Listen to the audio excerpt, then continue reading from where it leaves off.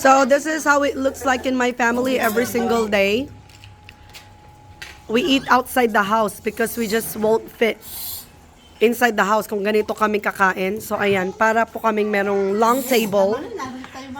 Long table, parang aray ko, may ikakasal. Ano ba yan? So anong ulam natin today? Ay, wala na, naubos ka agad.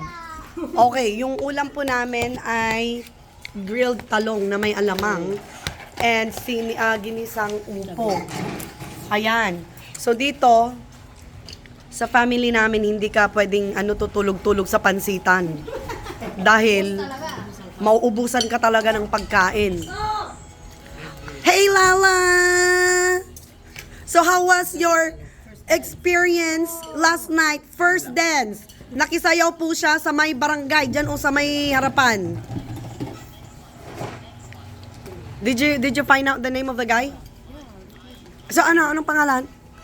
Ha? Quentin? Pangalan na pangalan pa lang, parang manloloko na. Quentin. Ganyan. O sige, kailangan ko na sigurong kumain dahil baka maubusan ako. Ganyan. Every single morning. Emrys, nasaan yung pagkain niya na inilagay ko dun? Kay Emrys yun. Hindi, okay lang. Halika na dito, Emrys. Kumakain ako dito. Kaya,